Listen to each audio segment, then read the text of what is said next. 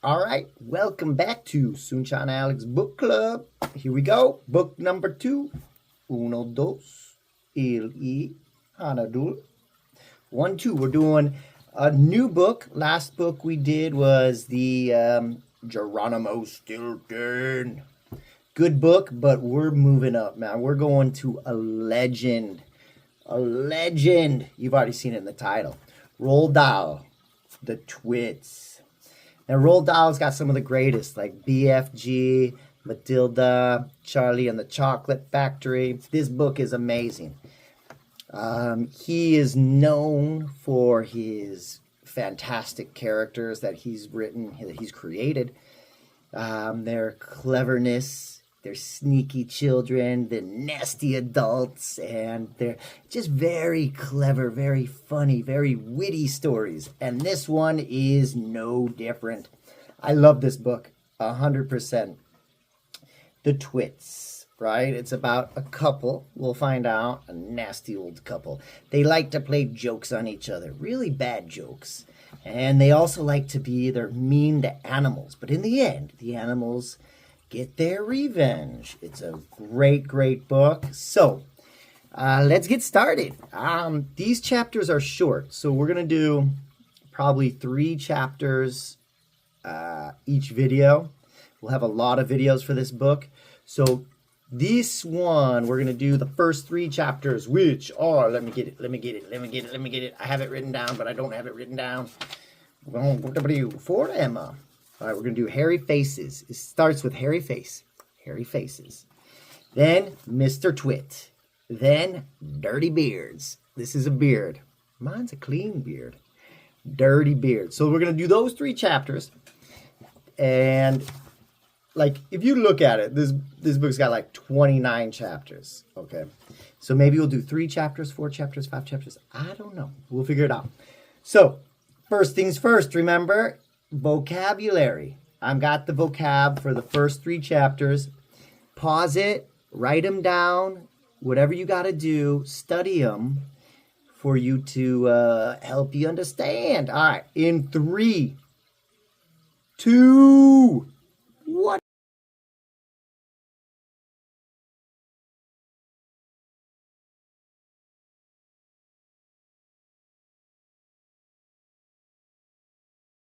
All right, welcome back. You study those words, okay? Write them down. If you need to memorize them, study them, they will help you with the first 3 chapters of this book. The first 3 chapters are, what were they again? Hairy Faces, Mr. Twit, and Dirty Beard. So we're going to go through those. Again, a legend. One of the greatest storytellers of all time. And let's not forget Quentin Blake, the illustrator. An illustrator is the person who draws or illustrates the pictures. Because this book has some amazing, really cool illustrations. Simple, but really, really cool, in my opinion. Now, Roald Dahl, some controversy, but you can separate the person from the work and love his writings. So let's get into it. I'm going to flip this camera around, and first I'm going to get it. Open the book. Yeah, I don't have a professional studio here, right? You can tell this is just me in my little office. Let's around and let's get going. Should I break? I could get this. Let's bring it back in, huh? All right. Sorry, stay with me. Please don't leave me. Hairy Faces. Hairy Faces. What a lot of hairy-faced men there are around nowadays. What a lot of hairy-faced men. That's right, I'm one of them. When a man grows hair all over his face, it is impossible to tell what he really looks like. That's why I do it. Can't see my scars.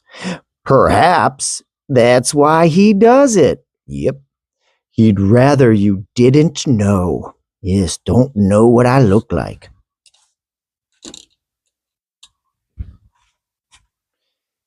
Then there's the problem of washing. When the very hairy ones wash their faces, it must be as big a job as when you and I wash the hair on our heads. It is. We gotta scrub our beards.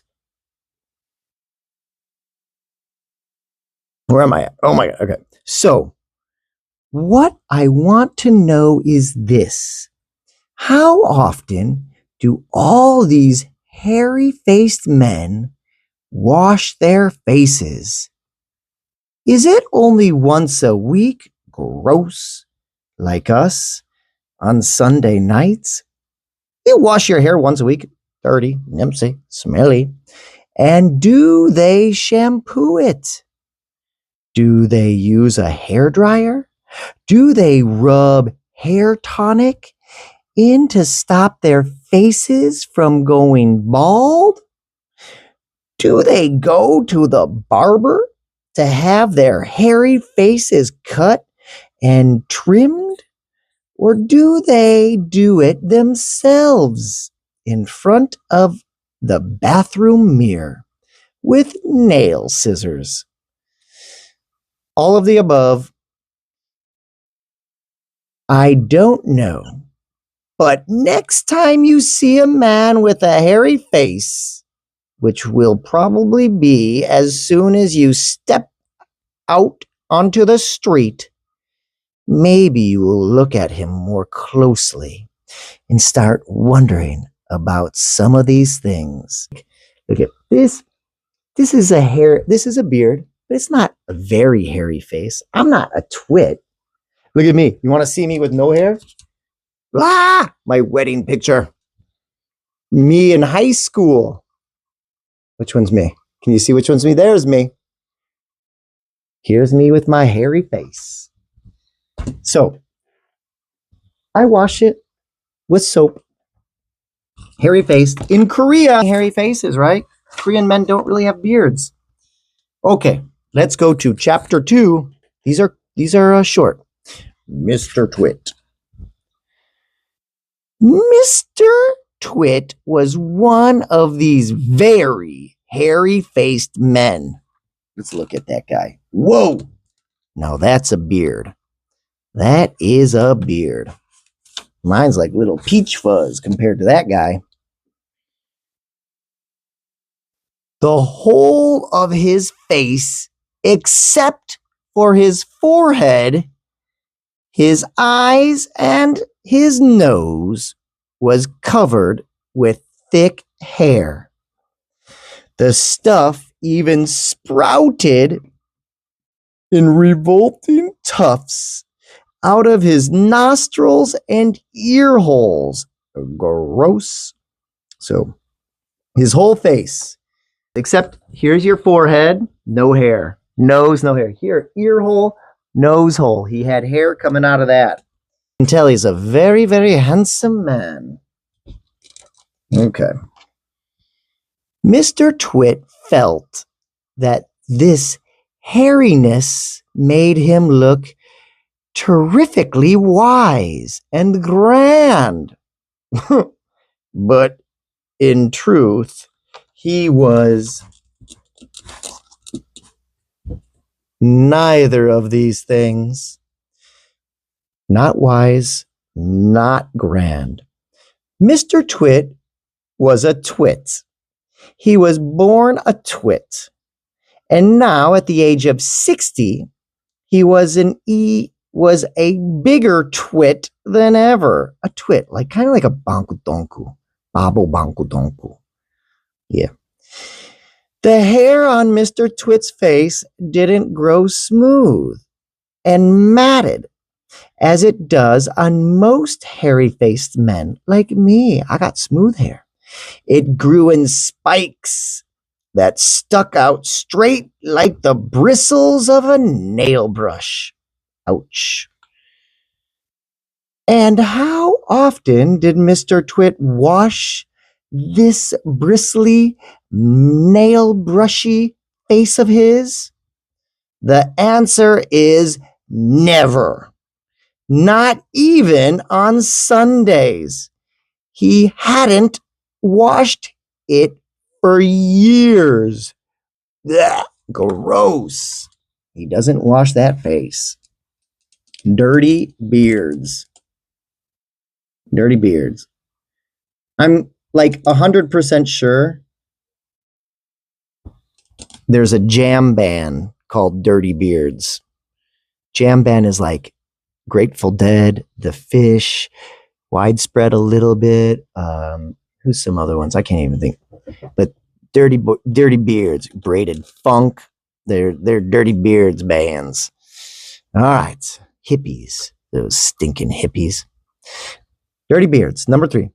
As you know, an ordinary, unhairy face like yours or mine, not mine, Alex, simply gets a bit smudgy if it is not washed often enough. And there's nothing so awful about that. Smudgy, like a little dirt on your face.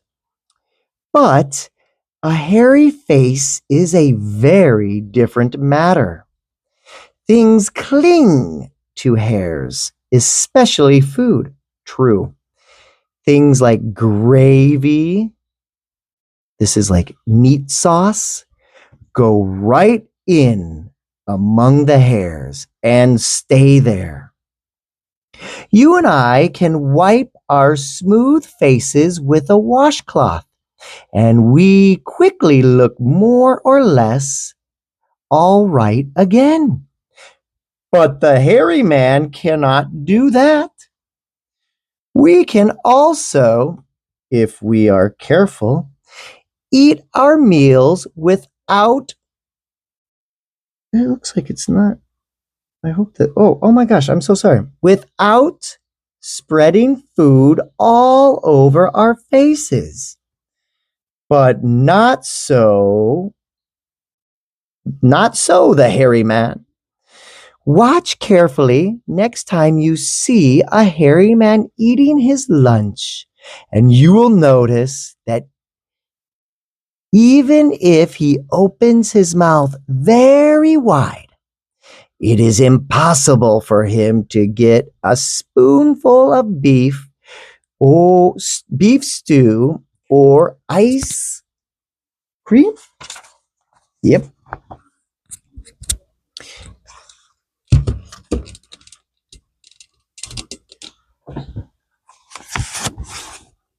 Yes. Ice cream and chocolate sauce into it without leaving some of it on his hairs. This is true. Sometimes I get food in my beard. I'll tell you a story after this too, about a college soccer player I had. Mr. Twit didn't even bother to open his mouth wide when he ate. As a result, and because he never washed, there were always hundreds of bits of old breakfasts and lunches and suppers sticking to the hairs around his face. They weren't big bits, mind you, because he used to wipe those off with the back of his hand or on his sleeve while he was eating. But if you looked closely, not that you'd ever want to, you would see tiny little specks of dried up scrambled eggs stuck to those hairs, and spinach and tomato ketchup and fish sticks and minced chicken livers and all the other disgusting things Mr. Twit liked to eat. Look at that. Look at that monster. So he's got all this food bits stuck here, stuck to his thing. And then look at, he's using his hand and his sleeve to wipe his. After he eats, he cleans like this. I never do that. I'm a gentleman. I'm a gentleman, just like him. All right, so look at here. Oh my gosh.